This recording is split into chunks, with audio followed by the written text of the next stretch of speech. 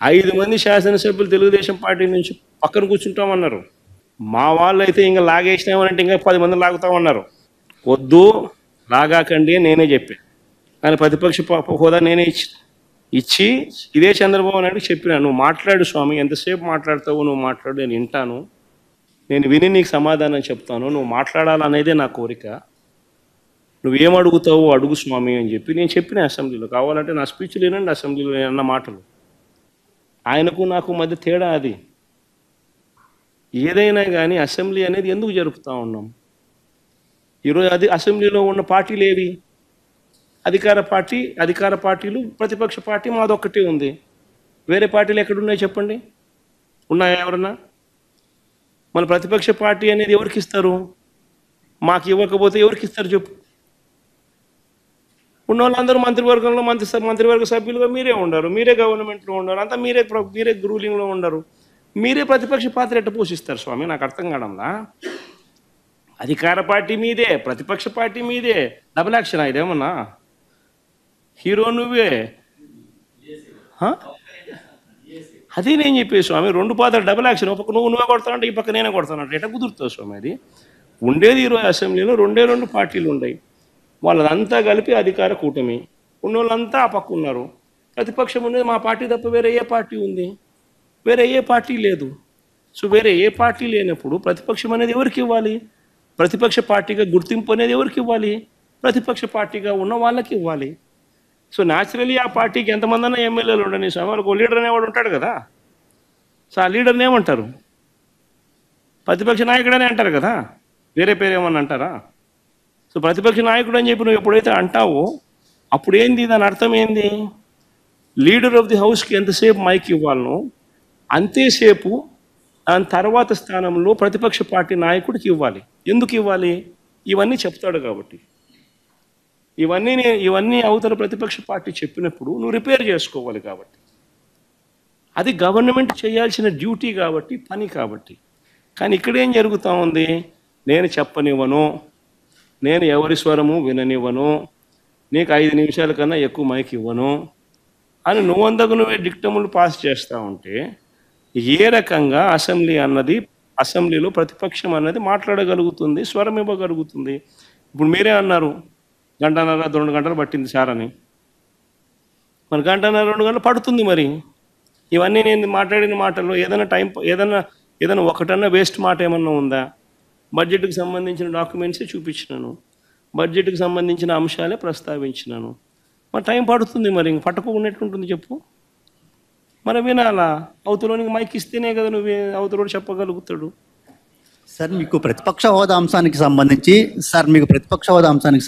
పవన్ కళ్యాణ్ గారు ఒక కామెంట్ చేశారు. వైఎస్ఆర్ కాంగ్రెస్ పార్టీకి వచ్చినటువంటి ఓట్ల శాతాన్ని, సీట్ల శాతాన్ని బట్టి చూస్తే జర్మనీలో అయితేనే వస్తుంది, ఇక్కడ రాదు, ఇక్కడ 5 ఏళ్ళు రావడం కష్టం అని ఒక విమర్శ చేశారు. ఆ మనిషి కార్పొరేటర్కి ఎక్కువ, ఎమ్మెల్యేకి తక్కువ. జీవితకాలంలో ఇప్పుడు ఎమ్మెల్యే ఒకసారి అయినాడయ్యా.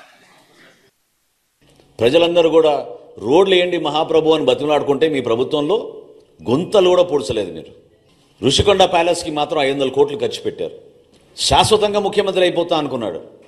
సముద్ర తీరాన ఒక అద్భుతమైన కట్టడిలో ఆయన అక్కడ నిలబడి ప్యాలెస్ లాగా దాన్ని తయారు చేసుకుని పర్మనెంట్గా ఇక్కడ ఉండిపోతామని ఒక పిచ్చి భ్రమలో చేసిన కార్యక్రమాన్ని ఎంత నష్టం కలిగించిందో రాష్ట్రానికి ఈరోజు మనం చూస్తున్నాం.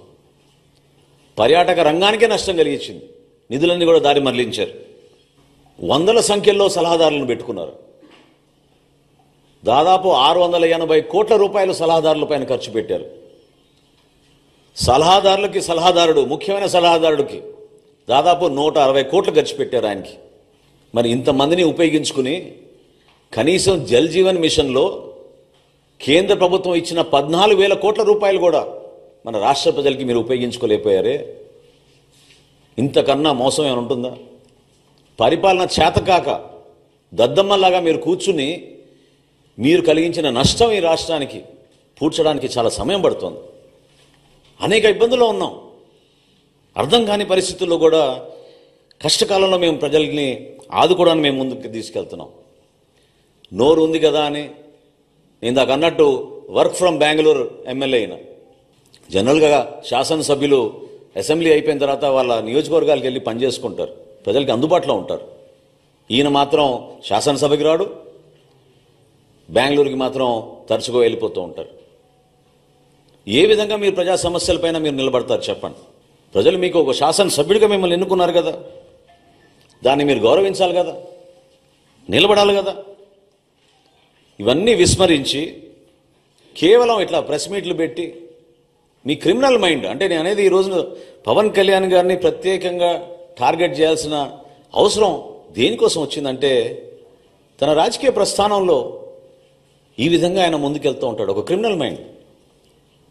మేము కూడా అనొచ్చు కదా, నువ్వు కోడి కత్తికి ఎక్కువ గొడ్డలికి తక్కువ అని. ఏ విధంగా బాబాయ్ హత్య జరిగిందో అందరికీ తెలుసు కదా. ఇది పద్ధత? ప్రజాస్వామ్యంలో మీరందరూ కూడా ప్రత్యేకంగా ఒక పద్ధతి ప్రకారంగా మాట్లాడుకోవడం అలవాటు చేసుకోవాలి. గౌరవ ముఖ్యమంత్రి గారిని, ఆయనకున్న అనుభవం, ఆయనకున్న పరిచయాలు, ఈరోజు భారతదేశంలో ఆయన కష్టపడి జాతికి అంకితం చేసిన అమరావతిని, పోలవరంని, విశాఖపట్నం స్టీల్ ప్లాంట్ని పూర్తిగా మీరు విధ్వంసం పాలు చేస్తే ఏ విధంగా కేంద్రానికి వెళ్ళి అక్కడ ఉన్న భారతీయ జనతా పార్టీ నాయకుల్ని, నరేంద్ర మోడీ గారిని, ఇతర నాయకుల్ని, ఆయన పవన్ కళ్యాణ్ గారు కలిసి రాష్ట్రాన్ని నిధులు తీసుకొస్తున్నారు. కలిసి పనిచేయాల్సిన సందర్భం కాదా ఇదని నేను అడుగుతున్నా జగన్మోహన్ రెడ్డి గారిని. మీలో ఏమైనా ఇంకిత జ్ఞానం ఉంటే రాష్ట్ర ప్రజల పక్షాన్ని నిలబడండి. అభివృద్ధి కార్యక్రమాల్లో మీరు పాలు పంచుకోండి. సంక్షేమ కార్యక్రమాలు ఎక్కడైనా పొరపాటు జరుగుతుంటే ప్రభుత్వం దృష్టికి తీసుకురండి. ఎన్నికలు ఇంకా చాలా దూరంగా ఉన్నాయి మనకి. ప్రజలు మన ఎన్నుకుంది 5 సంవత్సరాల పరిపాలన అందించమని. అంతేగాని నోరు బారేసుకుని ప్రతిసారి మాట్లాడితే మాత్రం జనసేన పార్టీ మిమ్మల్ని ఈ విధంగా మీరు చేస్తున్న ఈ కార్యక్రమాల్ని ఖచ్చితంగా ఖండిస్తాం. ఇది చాలా తప్పు. ప్రజాస్వామ్యంలో ఒక బాధ్యత గల వ్యక్తిగా, ఒక మాజీ ముఖ్యమంత్రిగా మీరు అందించాల్సిన సలహాలు, సూచనలు మీరు ఇవ్వండి. వ్యక్తిగత విమర్శలకి, కించపరిచే విధంగా, దానివల్ల మీకు ఏదో ఓట్లు పడిపోతాయి అనుకుంటే మాత్రం నిన్నటి ఎన్నికలే మీకు దానికి నిదర్శనం.